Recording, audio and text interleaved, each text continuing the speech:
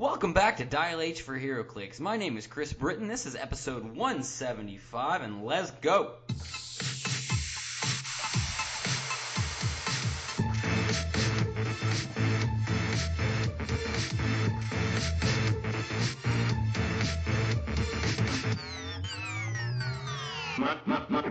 My stuff. Welcome back, listeners. This is Dial H for Heroclix, a podcast about Heroclix and other Heroclix-related content. My name is Kris Britton. Joining me today in the studio is my buddy from up north, Kalder. What's going on, Kalder? Not much, Kris. Is it getting cold up there yet? Holy crap, is it getting cold. Oh my goodness. Yeah, it's starting to hit here, too. It's like you need some layers when you go outside. It's like, man. Well, should probably start off by saying that Dial H for Heroclix is brought to you by CoolStuffInc.com, where you can find cool stuff in stock every day, including all of the latest Heroclix singles and sealed products. Check them out at CoolStuffInc.com. So, we do not have a listener guest this week.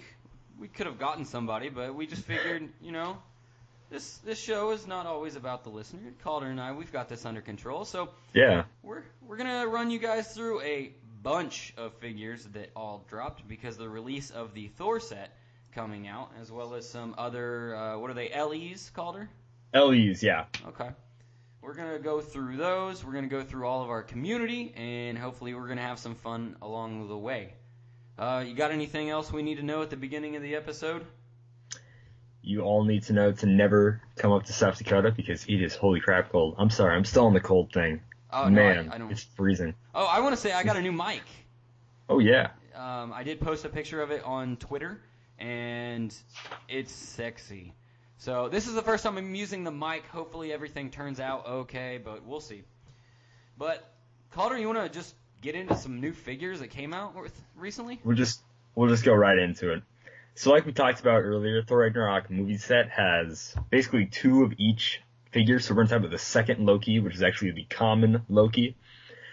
He has stealth, 7 speed, 10 attack, top dial, 17 defense with special defense power, 2 damage, special damage power, no special combat symbols. He's 70 points, just like the other one, 6 range, as Guardian and Mystical, and he does not have the Mystics, unlike the rare Loki. He's special. That is really disappointing. I'm like 70 points, same point value, and he doesn't have Mystics. That's just, ugh. So his special defense power that he has for his first 4 clicks is, do you always fall for that one? Super senses and toughness. When Loki uses super senses and succeeds, after resolutions, you may place him into an adjacent square. Very cool, very Loki-like. His damage power for his first 2 clicks is God of Deceit. He can use Outwit and Prob. He has stealth for his first 2 clicks, same for the Outwit and Prob, and then he moves on to phasing teleport for his middle 2 clicks and exploit. And then he has shape change and regen back to stealth on his last 2 clicks. He's really not that great of a Loki. So I'm sorry, like when you look at the other one for the same point value, and I don't know, what do you think, Kris? Well, okay, here's something. Rules change. You can now maximum heal from regen only 3 clicks. So they're going to make figures now that are going to kind of anger me, like this one. You cannot heal back to top click from even his first click of regeneration. That's just annoying. Loki, to me, should always have Mystic's team ability. But this feels like a dial for somebody else. Like, it's not bad, but it just doesn't feel like a Loki to me. I agree. Well, let's move on. Hopefully we'll find something that's a little bit better down this line. Number 4 in the set is Heimdall. Heimdall's coming in at 60 points, which is the lowest Heimdall point value they've ever made. So that's kind of cool. He has the Asgardian and the Warrior keywords. He's a 6-click long dial for 60 points. He has 1 trait. It says, "Come with me to safety." Phasing teleport. When Heimdall uses it, he has passengers 3, but only to carry characters with the Avengers keyword. So, let's see. Top dial, he has 8 speed. You carry 3 people. It's going to knock it down to 5 speed, but he does have top dial sidestep 2. I mean 2 as well. So on one turn, you can get, 7 squares mobility off of a 60-point figure. Yeah. He has no special combat symbols, but he does have a special defense symbol called Eyes of the Eagle, Super Senses. When Heimdall uses it, roll 2d6 and choose 1 to be the result. That's awesome. That's really awesome. Really cool. So click 1 and 2 are those same 2 powers, and then in click 3 he starts going into beast mode.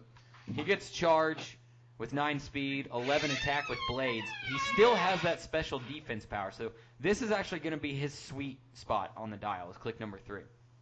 On click number 4, he loses that defensive power, and he instead gains toughness. And then his last 2 clicks are back to sidestep, still has toughness, and 3 damage. So for 60 points, this is actually a really solid figure, and hopefully, I'm sure that this iteration in the movie is going to be a really cool Heimdall, probably kick some major butt in the movie, so I think that this figure will probably get used. Man, I think he's amazing. Have we ever had an Asgardian, like, carry piece before? Like a bus, like carries more than one person? No, I don't think unless so. Maybe, I don't know, maybe one of the Valkyries? I'm not really sure. Oh, she might have been able to, I guess. But no, I think it's really cool. 60-point Heimdall, that's like, alright, can haul all your Asgardians up. It's really sweet. Good stuff. Absolutely. Right along, number 5, Valkyrie. She is pretty vanilla except for her trait. She has no range, no special combat symbol, 75 points, is Guardian and Warrior. She has 7 movement charge, 10 attack blades, 18 defense, defend, and then 2 damage. She has defend throughout her entire dial, her 5-click dial. It starts and ends with an 18. In the middle, it's 17. She has blades for 2 clicks, loses it in the middle, and picks up blades again. She has charge for the first 2 clicks, and then sidestep for the last 3. 10, 10, 9, and then 10, 11 for attack values. Her third click is just this sad, pitiful click that you pray you don't land on. But anyway, the only thing cool about her is her traits. Last of her kind, once per game, when Valkyrie would be KO'd by an opponent's attack and is adjacent to a friendly character with a higher point value, turn her to click 5 instead. Click 5 is a pretty awesome click. Sidestep, 11 attack, blaze, and 18 defense, defend. But for 75 points, I just do not know. Well, she doesn't have any reducer, which is my gripe about most of these Asgardian pieces. To me, an Asgardian, they're like all not invulnerable, but they have tough skin. These are a different race. They're not humans. So they should all have some kind of reducer, toughness at the least. Yeah, agreed. So for 75 points, I think that's too expensive for this figure. Way too expensive. Like we said, we knew that there were going to be 2 Thors in the set. The first one I was kind of meh about. This one's a little bit more interesting. Coming in at 100 points, you do have Indom as your one and only special combat symbol. Top dial, he has 8 speed with charge, 11 attack, 17 defense with impervious, and he has a trait. It says, needs to learn humility. When Thor takes damage from an opponent's attack, give him a number of humility tokens equal to the damage clicked. Free, remove any number of humility tokens. For each token removed, modify either attack or damage by +1 until your next turn. I think that's pretty cool, and at least flavorful and different. Mm-hmm. So, yeah, I like this one a little bit better than the other one that they made in the set. By the way, he has the Asgardian and the Avengers keyword, as well as Warrior. His attack is, he has an 8-click long dial. An 8-click long dial. I'm sorry, I just wanted to yell that out. 8 clicks for 100 points. This is really awesome. I will say this. If you hook him up with the Valkyrie that we just talked about, who starts off 18 defense with the defend. He only has 17 defense, so get your extra defense in there for your 100-point Thor. But damage-wise, like on his damage slot, he has no powers the whole dial. On his attack slot, he does not have any powers for the first 5, and then kicks into blades because he's not already carrying 2 swords in his sculpt. So let's only give blades to him on his last 3 clicks. But on his last click, he does have 12 attack with 3 damage. So this is going to be one of those, he takes some damage, but you can boost him up to be just a little bit more powerful. You don't want to risk the rolling the blades when you get down dial.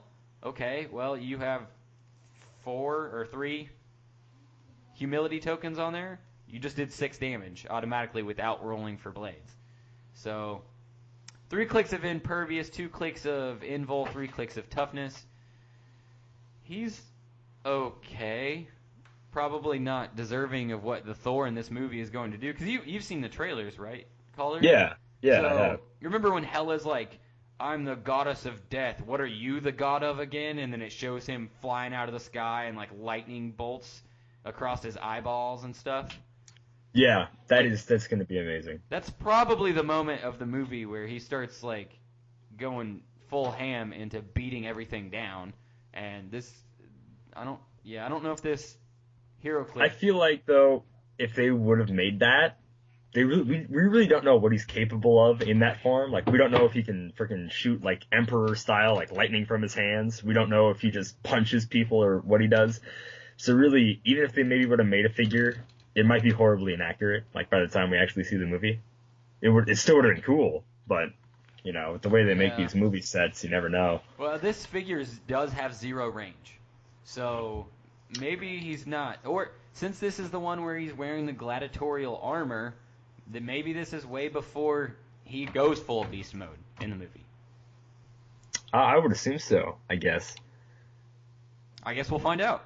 Yeah, find out. So the next Hulk is kind of the same as the story, also has 8 clicks. He is a Indomitable for his only special combat symbol. He's 100 points, no range. He is Avengers, Brute, Monster, and Warrior. Top die, he's got 10 movement, leap climb, 11 attack, super strength, 17 defense, invincible, and 3 damage. He actually has 3 damage throughout the entire dial. Like I said, he has 8 clicks. Top 3 are invincible. Second 2 are invulnerable, and he ends on 3 of toughness. I mean, this Thor and Hulk, they take a lick and keep on ticking. The Avengers need to learn something, I guess, because Banner needs to learn control with his special trait. When Hulk takes damage from an opponent's attack, give him a number of anger tokens equal to the damage clicked. Free, remove any number of anger tokens. For each token removed, modify either attack or damage value by +1 until your next turn. So just like the Thor, are their stats the same? I didn't look. I think they are. No, besides Hulk's 10, besides their movement stats, I think their attack and their attack defense and defense is the same. Their damage is 3 all the way through. Yeah. Wow. Yep. Okay. So lazy clicksing there, Wiz. Very lazy. Come on now. So, you even copied the trait. So we have the exact same trait, but these are anger tokens. These are totally different. But yeah, he also has sidestep, 12 attack. He's basically Thor. But, you know, Hulk, I guess.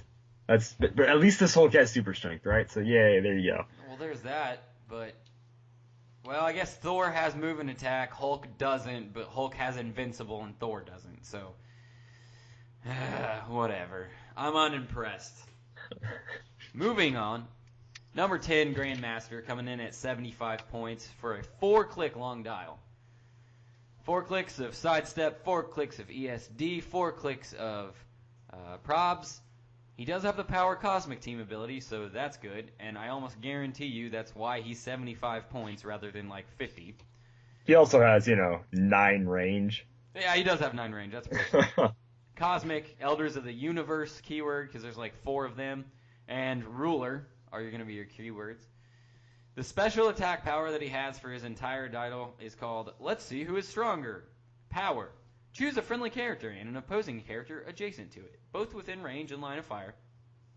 The opposing character makes a close attack targeting your friendly character, then the friendly character makes a close attack targeting the opposing character. This is... I don't like that it lets your opponent attack first. But I feel like it makes sense, Otherwise, it's just like a free attack. Right. No consequences. Yeah. So... you have to be kind of finessey with this is the way I see it. Maybe if there's like someone, if you have like a damage reducer and they only have 2 damage, who cares if they attack first, right? I think you just... when they're going to hit their double sixes, man. You're probably right. But that's okay because he has probability control the entire dial. He'll just make you re-roll it. So I think this is a really flavorful piece. I like him. I like him. He's just a little weird. It kind of makes me wonder what the role of the Grandmaster is going to be in the movie, other than just Goldblum sitting in that room and like putting people up against each other. Is he going to do anything else? Are we going to see him actually fight in the movie? I don't know. Did the Collector do anything? Not really. So I mean, I hope. This is Jeff Goldblum we're talking about, so I really hope he gets a huge role in it. More than just finds a way, Kalder. Yeah, I gotta get your Jurassic Park references in when you can. That's a lot of shit. All right, there we go. All right. So Odin, I was wrong. This isn't really Hobo Odin. This is just little Odin. He's not a possessor either. So 25 points, like we talked about before. He has sidestep all the way through. Mastermind all the way through, leadership all the way through, 0 attack and damage. And then he has his guardian, ruler, and warrior. His real name is Loki Loftyson. What? Mind blown! And we just ruined the movie for somebody. Just ruined the movie. Well, at the end of Thor: The Dark World, I don't know. Yeah. Loki was pretending to be. So he has 2 traits. Plus 25 points. You fools have been doing my bidding this whole time. Wahahaha. Rub your hands together. Evil laugh. During force construction, you may include a 002 or 007, so Ragnarok movie Loki's, on your sideline when Odin's favor token is given. That's the second trait. We'll talk about that later. After resolutions, roll a d6 on a 5 or 6. Replace Odin with either Loki on the same click number plus 1. And then his second trait is gain Odin's favor. Each time a friendly character that has guardian keyword hits an opposing character, immediately give them an Odin's favor token. Friendly characters with more than one Odin's favor token modify their attack value by plus 1. That is awesome. It says with one more Odin's favor. I assume that this was a typo and it was supposed to read one or more Odin's favor tokens. Yeah, probably one or more. So, alright, so tell me, if you do manage to switch this Odin into a Loki, neither one of those Lokis seemed like something crazy I wanted to switch into. No, honestly, not really. But let's say you need the prob and outwit. There you go. Maybe that's more situational than your leadership. He switches into him. I don't think. Can you switch back? No. No. But if you only want to run him at the 25-point version without paying the additional trait cost, yeah, you're running him on an Avengers keyword team. Asgardian keyworded team. Thank you. If one of them manages to hit any person, they will now have a permanent +1 attack the rest of the game unless Odin is KO'd. And because he has leadership, you could carry him around with a different Thor, right? One that has flight. Mm-hmm. And if they decide, I don't want Thor getting that extra attack, let me snipe Odin real quick, just mastermind it onto Thor. Take action tokens off of Thor. So, with the new leadership and mastermind rules, playing him at 25 points is pretty solid, you know? He's probably not going to go away anytime soon. He's always going to be adding an action to your action total. So for 25 points, that's already really awesome. Potentially removing tokens, which is great, and then just +1 to attacks every time they hit. And there are Asgardians with some insane attack values, especially with the Mighty Thor set and this set. So this is like a solid support Odin. Yeah, I think I would always run this at the 25-point mark. For sure. All right, let's move on to the Grandmaster. And man, this dial is fun. All right. Coming in at 60 points, but not having the power Cosmic Team ability, and 0 range, he has keywords Cosmic and Elders of the Universe. Real name unknown. It's Jeff Goldblum. Duh, everybody knows that. Yep. 6 clicks long. He has 10 speed with phasing the entire dial. The first 5 clicks of his attack are 0. And his last click is 11. His entire dial has 16 naked defense. And then in this order, he has Perplex, Empower, Outwit, Probs, Enhancement, and Support. Yes, he has all 6 of those powers. He has 2 traits, so no special powers, but 2 traits. Holographic projection. Grandmaster's actions don't count against your action total. His combat values can't be modified, and he takes a maximum of 1 damage from a ranged attack. His second trait, let's talk about the first trait so far. Is that very powerful, you think? I think it's pretty powerful, at the very least. So people are going to have to bum rush him, otherwise he has 5 stop clicks. Yep. So, although it can still be avoided from pulse waves, so it does, so still pulse wave out of it. It's not as powerful. Either way, I'd like to see you one-shot him. Like, either way, you're wasting a pulse wave on 60-point piece, right? And you'd have to do, 6 damage in order to one-shot pulse wave this guy? Yeah. Otherwise, you're just going to run up and punch him in the face with, like, a dumpster or something. That'll work. Oh, yeah. Okay. Second trait, Master Manipulator. At the beginning of your turn, you may turn Grandmaster to another click. If you do, at the end of the turn, roll a d6 and turn Grandmaster to that click number. He can't be healed in any other way. So, that's super interesting. You don't know what you're going to get. It's a you may, so you don't have to. You can stay on there. And it says if you do decide to roll to turn it. So he can just sit on top dial perplex if he wants to. But very true. Yeah, otherwise you're just like bouncing all over this dial. That could be really fun. Oh, I think it's hilarious. I love figures that work like this. And this is even more random, so it's awesome. So just the top comment that I want to say that was posted like yesterday. He should have the ruler keyword. We'll see. I want to know what his role in the movie is. Grandmaster. Well, this one is specifically a holographic projection, right? So it's not actually the Grandmaster. So maybe you shouldn't have the ruler keyword. I don't know. But we keep going. Yeah, we'll figure it out.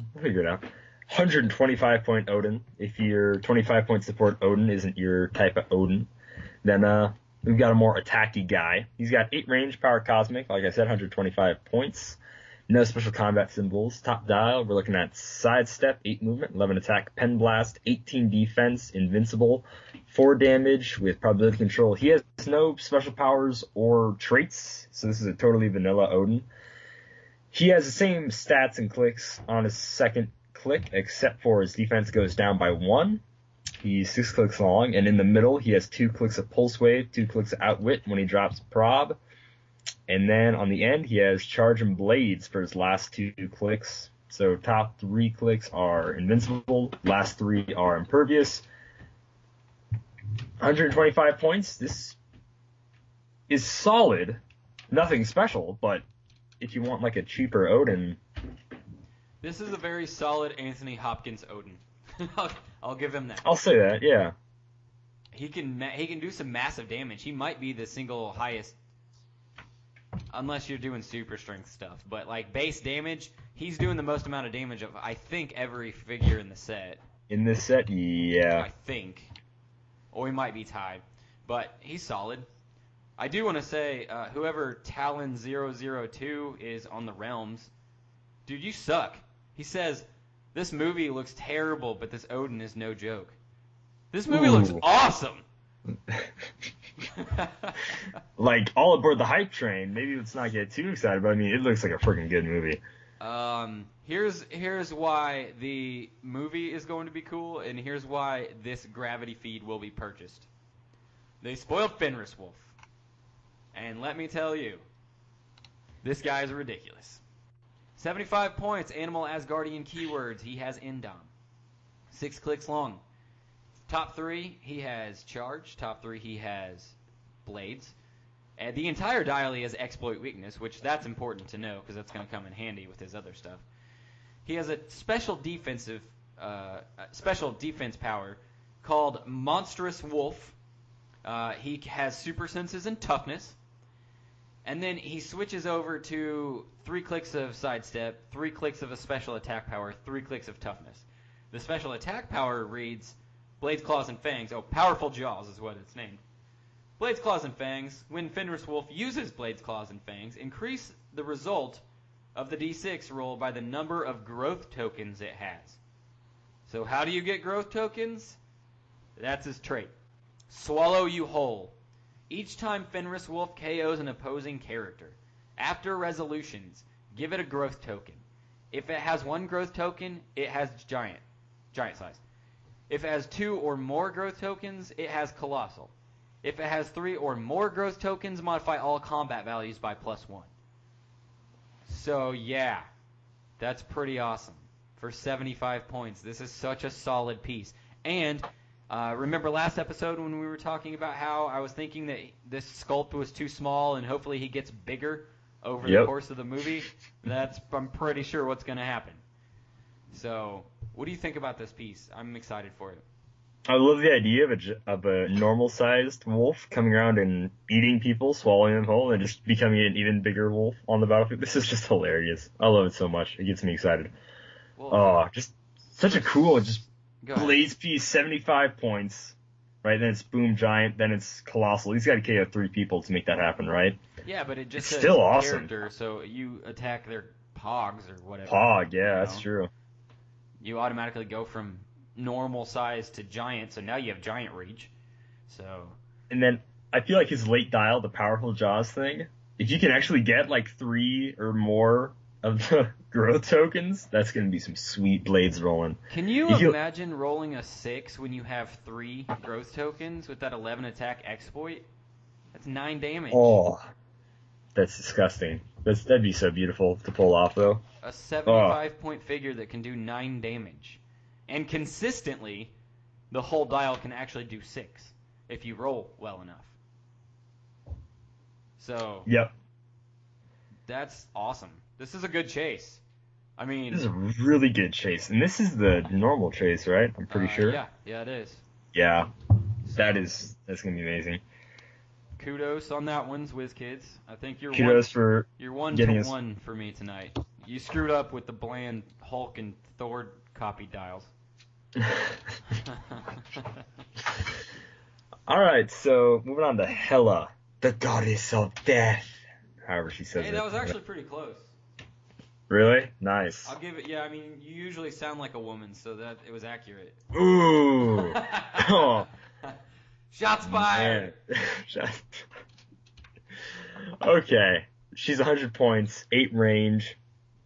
Indomitable. I thought she would have power cosmic personally. I thought she was going to get that, but guess not. She's just indomitable. As guardian, beauty, and ruler, she has sidestep, 10 attack, 18 defense, invincible, and 3 damage per first 2 clicks. And then she sidestep for her first 5, 7 click dial. Then it's pen blast for 3 clicks, mastermind for 3 clicks. Then she ends on 2 clicks of phasing, pulse wave, and regen. Her only cool thing is her trait, I have brought the army of the dead to the gates of Asgard. Hela starts the game with a rise token. When a character that isn't, it actually specifies a bystander here. When a character that isn't a bystander is KO'd, and that's any character, friendly or not, heal Hela 1 click and give her a rise token. It's got an exclamation point, man. Free, remove a rise token and generate a fallen warrior bystander. So, we'll check out what does a fallen warrior do. He has charge, 6 movement, 10 attack, and then he has 17 defense, combat reflexes, 2 damage. If you would have gave him blades, I would have been really excited for this Hela, but now they're just kind of like, they're not amazing, but they're pretty cool. So she heals every time someone else dies, and I imagine that's thematic. Oh my god, this is amazing. Okay, so if you look at the fallen, I clicked the wrong thing. Oops. If you look at the fallen warrior, okay? Now look at 003 from the undead set. Okay, here we go. Rip. It's the exact same. The exact same click. You can use the skeletons as your fallen warriors. That's actually really cool. Wow. That was not my idea. That was whoever said this on the realms. I'll click on it again so I can give you some credit. Thomas 5.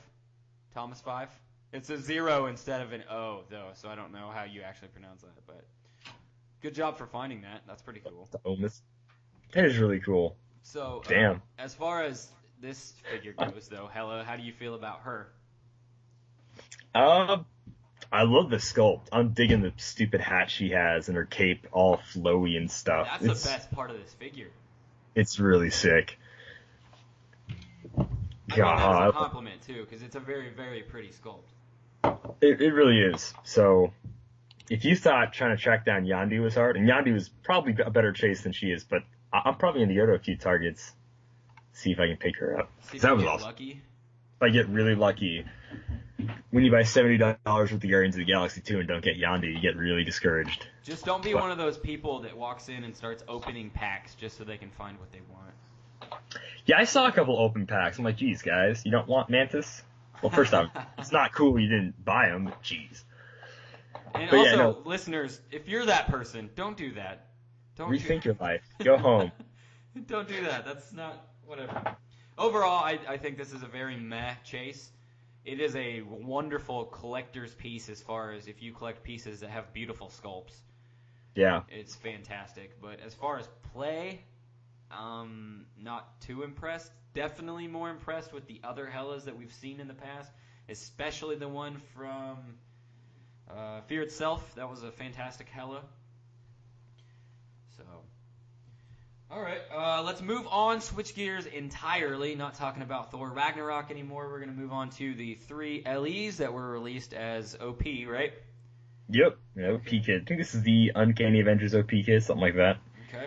Let's start with Synapse. Synapse is an Avenger and an Inhuman, so I'm going to have to get her just because she's Avengers keyworded.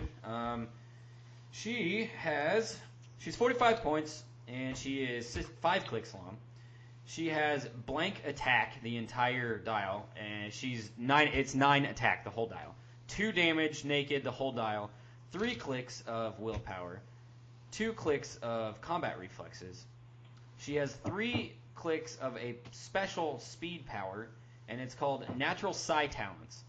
Synapse can use mind control. When she does, you may modify her attack and range values by +2. But if you do, she may only target one character. So she actually has 3 bolts with 6 range. So if you only target one, you're going to go an 11 attack with 8 range. So that's actually really good since they got rid of the feedback damage from mind control. So you have a 45-point figure that can mind control with 11 attack at 8 range. That's pretty good. That is really good. And if you boost her attack any other way, mind control 3 people. Have fun. And also, she has last 2 clicks is just regular mind control. Combat reflexes, not bad. No, I think she's a really good figure. For 45 points, what you get for 45 points, she can have 11 attack with willpower for the top 3 clicks of her dial. That is really solid. I have no idea who she is. Personally, I've never heard of her before, but she's pretty cool. Let's see. Uncanny Avengers issue number 1 from 2015 is the significant appearance listed on the back. Uncanny Avengers. We'll have to pick that up. I've read it, but she was a very forgettable character. Aw, what a shame. They still clicked her, though, so... Yeah, they clicked her, and they did a good job, too. That's a good figure. So next up, we got the Scarlet Spider. New Warriors, Spider-Man family. Are his keywords no special combat symbols, 0 range. He has improved movement, ignores elevated and hindering. And really quick top click, he has 8 movement charge, 11 attack, blank, 17 defense super senses, and 3 damage with exploit. He's a very close combat, charge heavy dial. He's got 7 clicks long. He has a trait. He has the Call and Help from the Spider-Verse traits. You all know what that means. When he hits, roll d6, whatever, place somebody next to him. Not going to totally go into it. Then his special movement power he has for basically his last 3 clicks, because his last click's like a stock click with 0 everything except for defense. So once he loses his first 3 clicks of charge, he has 3 clicks of this special movement power. The other. Scarlet Spider can use Charge and Flurry. When he uses Flurry, he may make up to 3 close combat attacks instead of 2. That's dumb. It's really dumb. And on those clicks, for the first time he has that attack, he has a 10 attack, 3 damage. And then his damage goes down by 1, but then he picks up Blade's Claw's Fangs later. So that's really sick. And then Like I said, his 7th click was a stock click with an 18 defense. It's dead no more. Stop. Scarlet Spider can use regeneration. When he does, the minimum healing is 1, and he can't use regen for the rest of the game. At least you get one chance to get out of that, you know? Yeah. So, if you do regen now, and you go from his last click up to 1, 2, 3, you'll go back onto that special power that gives him the ability to flurry 3 times in a turn. But if not, I mean, you still get 3 flurry attacks, but now you get blades. Which is pretty dang boss. Yeah. 3 flurry attacks with blades. I'm really digging that, man. Did you mention that he has the Spider-Man team ability? No, I did not. Yeah, yeah. So he's got that. That whole thing. That's a solid piece. That's really good, and especially for adding one more character for those players that play that Spider-Verse trait. Because I don't remember the other one having that. Oh no, he was made. The Scarlet Spider was Ben Reilly in that set, or whatever, not Kane. So okay, this guy hasn't been made. I think they're also reusing the sculpt from like Amazing Spider-Man. Pretty sure. It looks like it from the little preview window on the card. Yeah, but I can't tell if he's actually stomping on that guy or not, or whatever. I don't know. But that's a good figure. Very solid. Alright. Last figure that we have to cover tonight is going to be 002 of the OP kit. Dr. Voodoo has the Avengers and Mystical keyword, coming in at a grand total of 40 points. Why? Like, I almost wonder, why would there ever be a 40-point Dr. Voodoo? Because Dr. Voodoo is actually pretty powerful in the comics. See, I don't get it. Brother Voodoo, I get. That's just like him being normal. But Dr. Voodoo, that's him being Sorcerer Supreme, right? So. No, I think he just changed his name. Did he just change it? I figured when someone's a doctor, they just become Sorcerer Supreme. But he became Sorcerer Supreme, and then he, like, stepped back down or something when Doctor Strange came back. I don't know. It's been so long since I've read that. Either way, I don't think Dr. Voodoo should be this low. 45 points. I know. Yeah, me either. But let's see what he does. Okay, so 4 clicks long, 4 clicks of phasing with 10 on the top click, 9 attack, blank, for 2 clicks. Then he has 2 clicks of Force Blast. No, I'm sorry, Smoke Cloud. Smoke Cloud. Smoke Cloud. It's so rare that you see Smoke Cloud actually printed on a dial. Fair enough. 2 clicks of ESD with 17 defense, so 19 from range is pretty solid. Followed by 2 clicks of willpower. 2 clicks of a special damage power, followed by 2 clicks of probability control. And the special damage power says, Spirits of the Ancients. Dr. Voodoo can use probability control and the Mystics team ability. Well, if it hadn't gotten nerfed, I would say for 40 points, you're getting at least the Mystics team ability. Nerfed a little, still pretty cool. If you're not a huge Dr. Voodoo fan, or is it, yeah, Dr. Voodoo fan, the old ones from Amazing Spider-Man, the one with the Avengers keywords, like over 100 points, if I remember correctly. So, this one's 40 points, and, you know, he does stuff. He's okay. He covers your bases. That's really about it. Yeah. Problem. So I just want to point out, he has a different significant appearance than Synapse, but the same comic book cover. So his says New Avengers, number 53, 2009, and it's the same comic cover as hers, and hers is Uncanny Avengers, number 1, whatever. Yeah. Very small, weird gripe, but still. I would also say that just the one from Amazing Spider-Man, Dr. Voodoo, number 17A, it's actually DR period, and on this one it's spelled out Doctor. So, okay. Whatever. And it is 134 points. So, the old one is. The new one's okay. I may get it and play it once, probably. But I was so unsure. You're never going to play this piece. Yeah. Who knows? Anything else about that? We're going to move on to do some community. Community, yeah. I'm good to roll.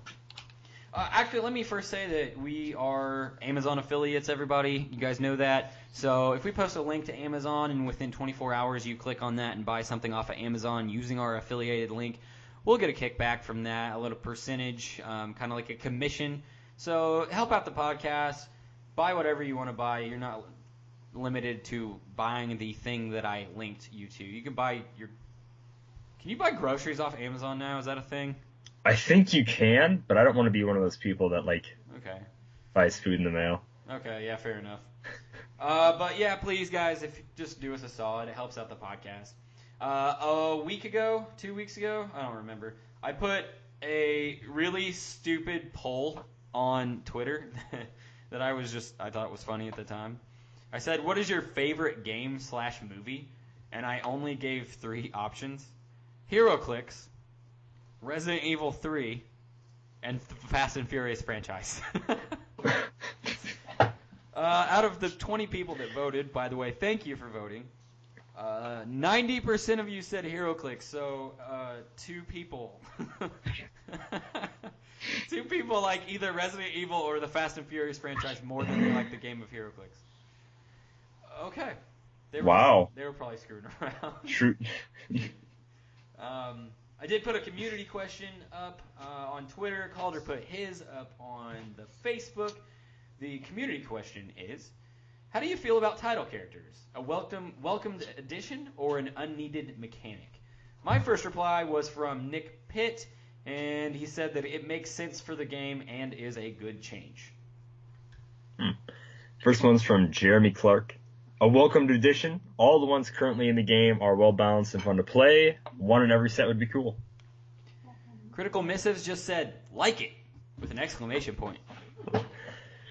Brian Poling said, they have their place for sure, and the mechanic isn't really that cumbersome. It really isn't. Like, after you first looked at it, you're like, oh, I gotta learn all this. But then it's like, no, it's pretty easy to get a hold of. It reminds me of like when Possessors came out, and no one knew how it worked, and it was this like block of text, but then as soon as you realize how it worked, it was like, wow, that's actually way simpler than what it looks like it would be. Yeah, definitely. Our friend, good buddy, Mr. Clicksflix, tweeted in and said, I love them. Hopefully they just do 1 per set, though, which they already ruined that, by the way, because there were 2. Pretty much, yeah. So we have Eric Swatzer, Professor Erks, very welcomed. More, please. I'm like, yeah, absolutely. I like these, by the way. A very welcome addition from my standpoint. Yeah, 100%. Seth Aaron said, I like it. It gives us a more flavor version of a loved or hated character. I'll say, though, we didn't need 2 of them in Thor.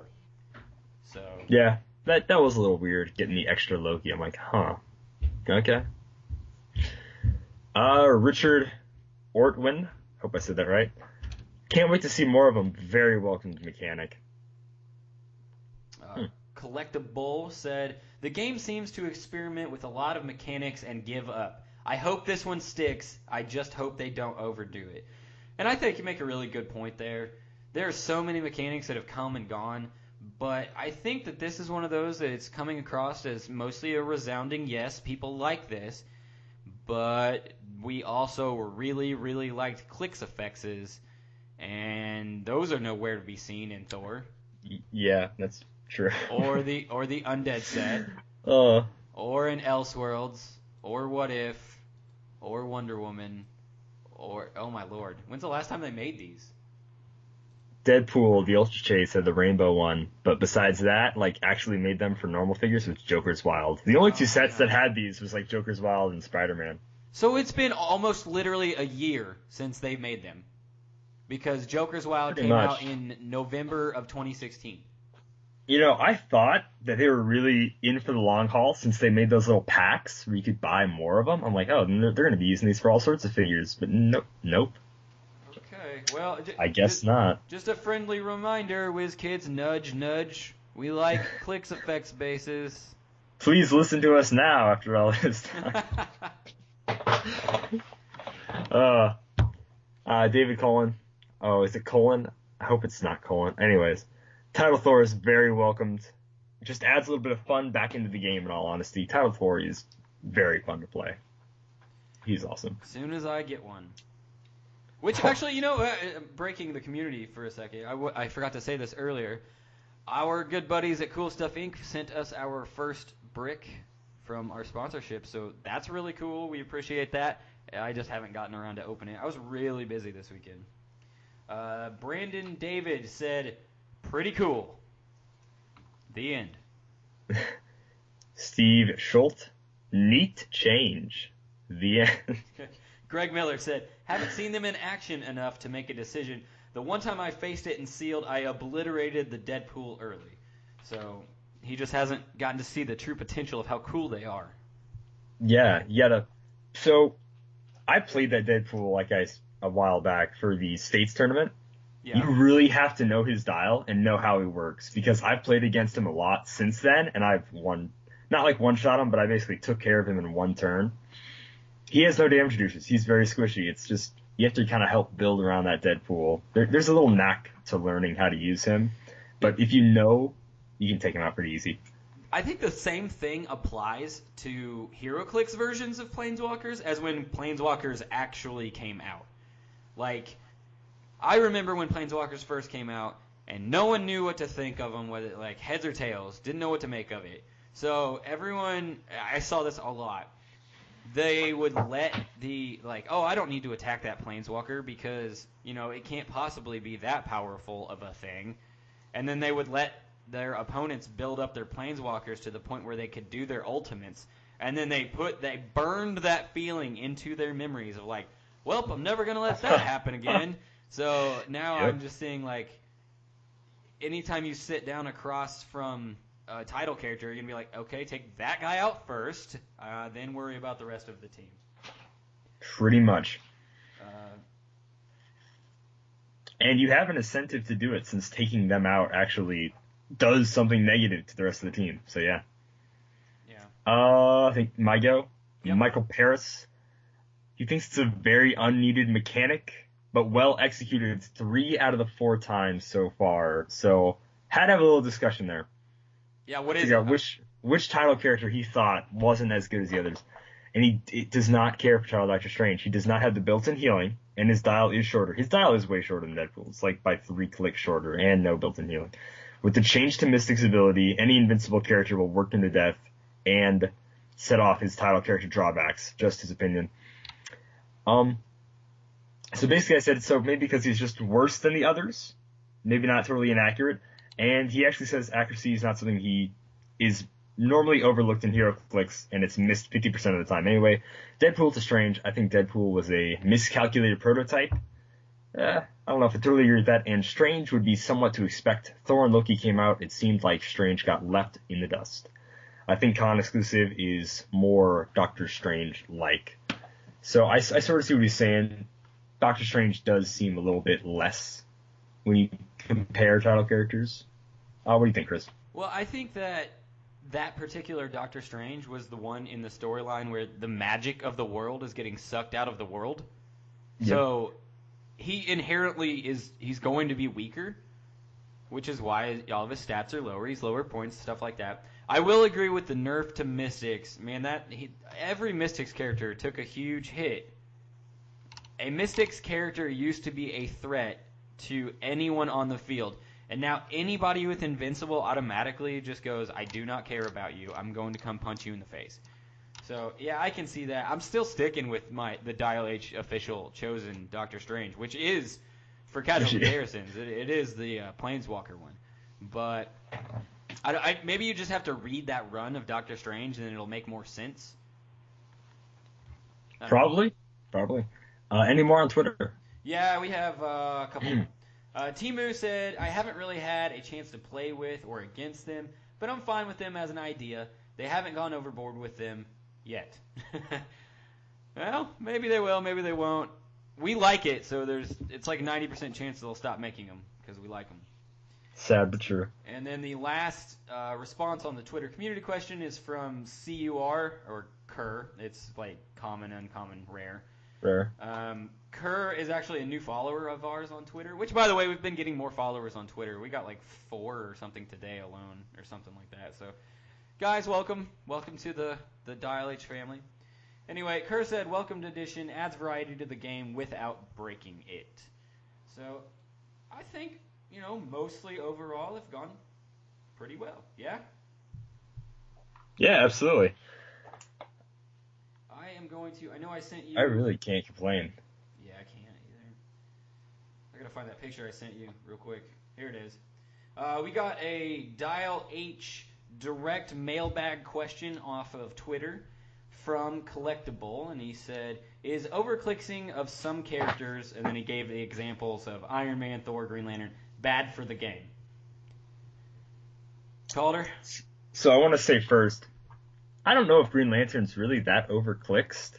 Maybe with all his Elseworlds versions, it may feel like a lot, but they're all very different. So overall, that's just my little gripe about Green Lantern, but overall, I feel like for characters being maybe clicks too much, I think there's like a span of time where you should kind of, take your foot off the pedal there, WizKids, and quit making so many versions.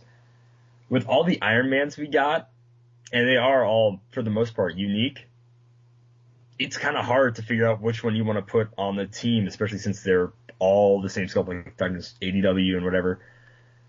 I think it can be bad, especially Dial H in the past. We've complained a lot about Lex Luthor before, mostly because they kept making like power suit versions, and like they all basically do the same thing. So as long as they're different, I'm okay with it. If we look at, because Cap's a man, we look at the past couple of Captain Americas, they've made a lot this year, but just thinking of the past ones, we had the Asgardian one, the Thor, like holding Thor's hammer, the Hydra one, the Samantha Wilson one, the old man Captain America, normal Captain America. The ultimate Captain America for taking action tokens off of your team. Yeah, like, that was completely different. Which, by the way, that's almost my go-to Captain America now, just because it's like 50 points. If you hit that 6, and I've done it so many times now at this point, I'm like, yes, it's such a great feeling taking off 6 action tokens in a turn. You really should play him with just to go back, the title character Deadpool, since he free action heals, and you just like take tokens off him all the time. It's awesome. But yeah, just that's insanely diverse, just for all the Captain Americas we've gotten so far.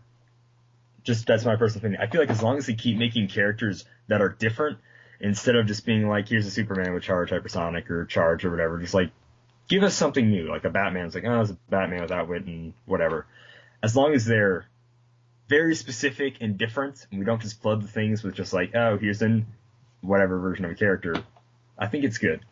So what do you think, Kris? I think that if you can justifiably make the character into a new Heroclix by things like aesthetic changes. So Iron Man, he gave the example of Iron Man. Well, Iron Man switches suits a lot. And there are people that just picked up comics yesterday. There's people that have been reading comics for years and years and years. So you've seen certain characters change their outfits a lot. Batman changes his quite a bit. So if you are of the mind, you're like, well, I really like, I'm picking an example now. If you like the Bendis New Avengers Iron Man and you want to run that suit because you liked that character in those storylines and stuff like that, then you're not going to want to run the newest suit that he has from like the all new, all different. So I think that's his newest suit. I'm not up to date on comics right now, but yeah, the dials are going to start seeming a little bit similar over time, especially if there's not a drastic reason as to why they would be different. Like when Kalder said, like, Captain America picking up Mjolnir is going to be drastically different than Old Man Cap. So I would say that it's not necessarily bad for the game unless what they are creating is so ridiculously close or the same sculpt to something that we already have. We all love variety. That's like hands down one of the reasons we all play this game, because you can put anything you want to on a team with each other and run it, and sometimes you make good teams, sometimes you make bad teams, but sometimes people just have fun team building and theory crafting, and to have all of those options, I would say that is okay to most of the people that are playing this game. So no, I don't think it's really bad. All right, so pretty much an agreement then. Yeah. We got a question on old Facebook, old Malcolm Rush. Halloween themed season. He also sent us a ton of Japanese Halloween videos, so we'll have to watch those in a bit. I'm really excited. I had no idea they did trick or treating or whatever in Japan, but apparently they do.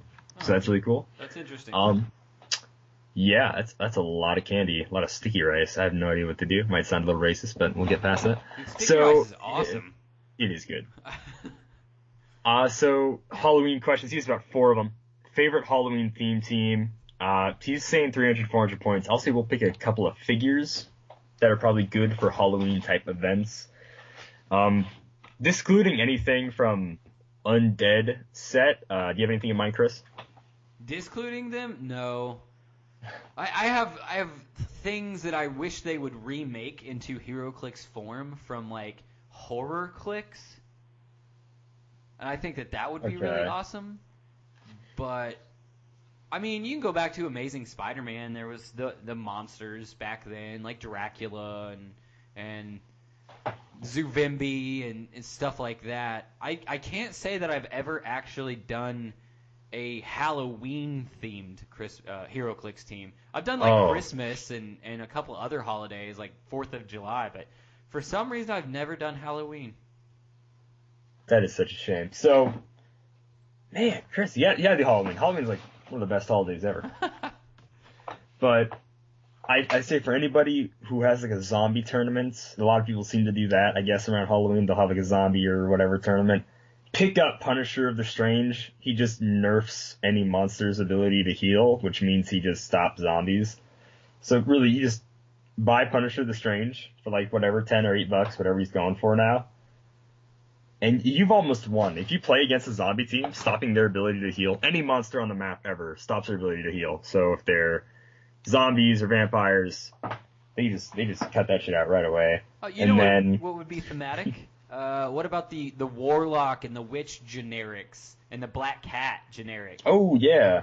So, there's some thematic Halloween stuff for you. Low in points, though, so you're going to have to fill out the rest of the team with something else. But yeah, quite a bit. If you're doing werewolves, I'll always suggest this with the Cap Wolf, obviously, and then Wolfsbane, whatever, the werewolves like that. Or if you're doing vampires, because why not? Put a Hellcow on there. Have some fun this Halloween. Just do whatever. You know what would be cool? A Thule Society priest team. Because they all look like cultists, right? Yeah. So, they're 21 points apiece, so you just put, freaking 9 of those on a team. Well, you need something to do damage to the other side, but... That's when you have to, own a Cthulhu, right? The one... Cthulhu that somebody owns somewhere. That was a Horrorclick? Yeah, that was a Horrorclick. They need to make those, so someone's probably, or just get whatever. I can see him, but I can't say him. Shumagorath, get a Shumagorath and have him be your whatever tentacle monster with all the Thule Society priests around him. There you go. That would be cool. His second part of the question is, what are the best and worst kind of Halloween Heroclix? I'll say we can go ahead and crap on someone from Undead. Let's see. Crap on someone from Undead? Yeah, just why did you make the Ghost of Abraham Lincoln the Chase and not the zombie Abraham Lincoln the Chase? They should have switched those because the zombie one's way cooler. I think most people can agree zombies are cooler than ghosts. Yeah. What do I know? I'm just... whatever. I think that they did a really good job with this Undead set. I think actually they did. If you were a newer player, or even if you don't have that large of a collection, and your local venue is hey, we're gonna have a Halloween themed thing, just buy a bunch of these packs. It's fantastic. Some of the stuff in here. The zombies are fun, the vampires are fun, and the werewolves are fun. Actually, I just want to point out one figure from the the Undead set. The Vampire Baron, I played him just recently. He is really awesome. He's good? I thought he was great for 30 points. He has 3 different dials that you switch from. It's really, really cool. I really enjoy it. Yeah, I remember this. Yeah, he was really cool. I like him a lot. Let's see, third question. Worst and best costume character who is not wearing their normal costume. So maybe this isn't necessarily Halloween related, but who do you think is the best and worst, superhero or whoever, that's not in their normal costume? Okay, so I'm gonna cheat a little bit. The Hela that just came out, the one that we were bragging about earlier, that's the first time that she has ever been in that costume, because that's the first time they made her for this movie. So that costume is actually a little slight different than the one that she wears in the comics. She's got like more horns and stuff like that. So to me, that's not normal, but it looks amazing. So I'm gonna go with her because it just looks so cool. As far as worst goes, yeah, I don't know. There's been some really crappy Heroclix over the years, like Sculpt. Yeah. I mean, ugh. Most of them are from the older sets, though. Very, very true. I'm trying to, man, it's, even I got a week to prepare these questions. Nope. I'll say probably the worst. This is a really different costume for Cap, but like the very old Infinity Challenge LE when he has the triangle shield, that Captain America's absolute garbage. Well, we're talking about Infinity Challenge. The Wasp. Like, that sculpt was so stupid, and I don't think I have ever seen her in that costume in all of the years of me reading comic books. She does have a lot of costumes, though. Yeah, that's one of those characters you can make 40 different Wasps, because she's a fashion designer, so she's always changing the way she looks. So it's so dumb. So yeah, answer for number 3, the Wasp, any version, best and worst, who knows. Number 4, what do you want to see in the next Undead set? What do I want to see in the next Undead set? Yep. Man, hands down, bring some more Heroclix back. If they would make Alien and Predator Heroclix that were capable of being played against I would buy the living crap out of that set. That is by far one of my favorite mythoses in all of fiction. I love xenomorphs. I love predators. I've watched every single one of those movies so many times I've lost count because I just love them. I don't know why, but if seriously they could make those into Heroclix, find some way so I can fight like a queen, with egg-laying capabilities or something. That would be awesome. Basically broods, but sort of not quite. Gotcha. Yeah, but like stronger and not suck. Yeah, that's fair enough. I want to see them round out the rest of the like Christmas ghosts. That'd be really cool to see them doing the next Undead set since we got Jacob Marley. I also want to see not like demons, but I want to see like possessed people, like Exorcist style, like just someone who is possessed instead of just like a generic demon. I want to see like a possessed person, kind of like Deadites, I guess, from Evil Dead. That'd be really cool. Van Helsing would be great. They don't make a lot of good guys, I've noticed. They mostly stick to like Dr. Frankenstein, whoever else. But Van Helsing would be really cool. The Mummy, that's like a universal monster they didn't get in this set, so like a mummies would be cool, I suppose. Like a pharaoh and like generic mummies or whatever. Another classic monster, which they couldn't name it this, but I mean they've made stuff before and named it something else so they can get away with it. But the Loch Ness Monster, or not the Loch Ness Monster, the creature from the Black Lagoon. That's what I mean, you can make the Loch Ness Monster would be cool. Too. But it's a piece of driftwood. That's it. No, that should be the very first colossal undead. Should be the Loch Ness Monster. That would be sweet. That would be really sweet. Just like a Leopleurodon on a dial. Like, I'd be okay with that. And it's basically just be like that weird translucent like water or like whatever, and it could be like half in or whatever. That'd be kind of sweet. That would be sweet, and also way too much money. But no, seriously, the creature from the Black Lagoon, that would be cool. I'd also like to see different types of vampires. Because you know how there's been like so many different iterations of what a vampire is? Yeah. Okay, so first of all, a Twilight vampire is not a vampire, so you will never convince me of that. But you have like vampires like Nosferatu, like there's that level of vampire, and then you have like vampires from Blade, So I think it would be cool to filter that into an undead set, like the vampire hierarchy. Absolutely. All right, is that it for the mailbag? That is it for the mailbag. Okay, just to let everybody know, we're gonna give away another copy of a movie, probably. What is it? Wonder Woman, I think we're giving away. So I'm going to post another community question within the next couple days, and the first person that responds to the community question will win a copy of Wonder Woman. We'll give that out to you.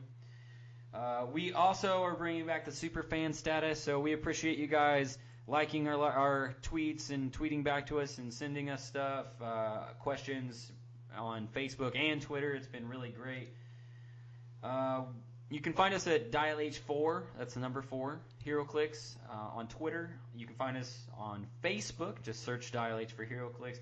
If you want to send us an email like Malcolm Rush does, actually, no, he doesn't do emails anymore. He used to do emails. It's like the Facebook, Davey whatever. Bosarge, though, he emails us in sometimes.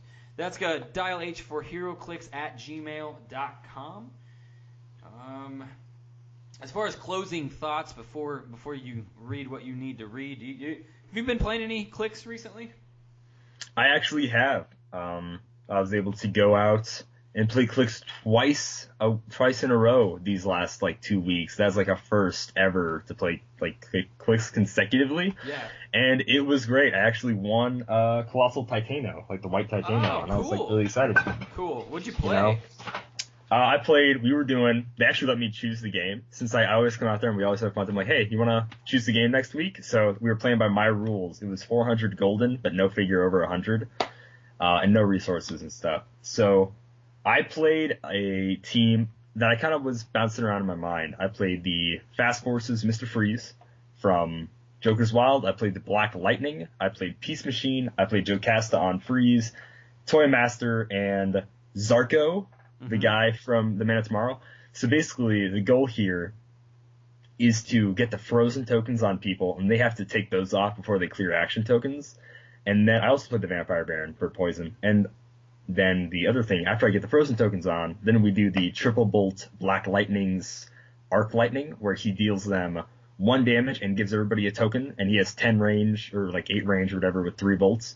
So it's basically keep them tied up the entire game and then plop the Vampire Baron next to them, and he's 18 super sensitive shape change, and he would just poison them pretty much. And then Peace Machine was there, so I didn't get one shot. Jocasta gave Freeze Outwit and Perplex, and then Toy Master helped everybody out. Zarko was just there for prop. He is fun to play. I just want to tell everybody, go out and play Zarko, the Changing Man, especially since his prob works against any Asgardian anywhere on the board. He's wicked fun to play. I also had the Atom and a few other Colossal Retaliators. The only bad thing that happened on the 3 games I played with that team was I also retaliated, and this was going to be for the win, because I know the figures that he was playing with, the X-Men, the X-Men OP kit figures, and they don't have that many clicks. I deal him 2 damage, I win. I rolled a crit miss, and I killed the Atom, and then time ran damn. Well, I'm glad you had fun. It was tons of fun, actually playing Heroclix. It was great. Okay, you had another game, right? Yeah, I had another game. Let me tell my game that I had, my one game that I had with my brother, and then you tell yours, and then we'll get out of here. Sounds good. I mentioned this a couple episodes ago, I think, that I broke down finally and bought my Fin Fang Foom that I always wanted, and it is a beautiful statue now in my room, my podcasting room. But got to play with the scenario rules for Fin Fang Foom. My brother and I are basically teaming up to fight Fin Fang Foom. And we played, it's a 1,200 point game, but you divide it, so his team was 600 points, my team was 600 points. I played Avengers. I ran 9 ID cards on that team with the Quinjet, and because of the new Avengers keyworded Jane Foster, I now have, by far, what I would say is one of the best support pieces for the actual power of support in the entire game. And my brother, playing an X-Men team, he decided to put Moira McTaggart on his team. So we both had exceptionally good healers on our team, and based off of the wording of the rules of Fin Fang Foom, you can he attacks multiple people all at once, and then you have to do at least half the damage he retaliates. He doesn't take his own turn. So you attack Fin Fang Foom. If you actually hit him and do damage to him, he automatically attacks you back. And then he attacks the character that attacked him, and then it picks other characters too. And we were just rolling dice to randomly generate who he was attacking. And I don't know if it was a combination of we were just rolling very poorly with Fin Fang Foom. or the fact, like, we rolled double ones twice with him alone, like, facing us. We didn't roll double ones one time the entire game when we were fighting him. And then anytime we actually took damage, we just ran our characters back to our prospective healers. And so the entire game, it lasted like 2 hours to go through all 3 of those dials, because his defense is so freaking high that it's just we were needing like 10s and 11s to hit him sometimes. And I'm like, man, this is getting pretty boring because I can't hit him. But when we do hit him, I'm like, oh, thank God, that was so great. And then anytime we would get damage, we just run back and heal up and send him back out. We only ended up losing like 3 characters the entire game, so we stomped him. But, I mean, the dice could have definitely gone the other direction and in Fin Fang Foom's favor. In this particular instance, they did not, and we whooped him. Nice, man. Wow. All right, what's your last game? That is sweet. The last game we played, up in good old Who's Game House in Rapid City, they were doing like a choose, I think 7 villains, and it was any point total at all. They had to be single base though, and not like like Pacific Rim or whatever. So you chose any like 7 villains, single based, and you just fought. No point values at all. No extra stuff.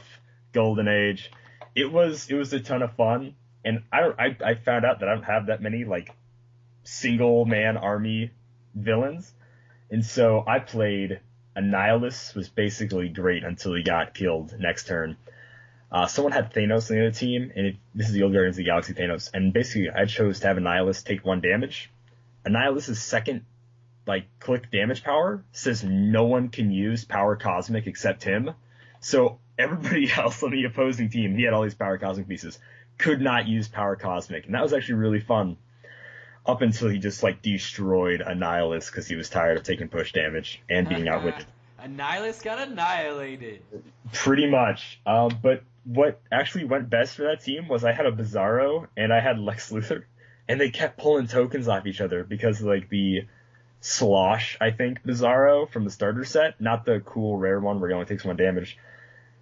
Every time he hits an opposing character, and if it's over a certain number, like the Injustice League team ability, you know how that works when they hit and it's over a certain number of whatever on the dice, they don't get a token for that action, and then Lex Luthor removes a token from anybody within Justice League within 3 squares. This is the underground Lex Luthor. He landed on his Subterfuge click, to get it back 3 different times and healed up. It was awesome. That was a lot of fun. Oh, Lord. It was insane. It was just I didn't win, but it was just a stupid game. That sounds like a very interesting, game. That, man. Oh, what? Just choose 7 people. Yeah, who cares what they are? That small format just seems really weird to me. But I mean, whatever. As long as you had fun, that's all that matters. Okay, so why don't you read us out? And bye guys. Have a good night. Sounds good. Friendly reminder, Dial H for Heroclix is brought to you by CoolStuffInc.com, where you can find cool stuff in stock every day, including all the latest Heroclix singles and sealed products. Check them out at CoolStuffInc.com. Bye.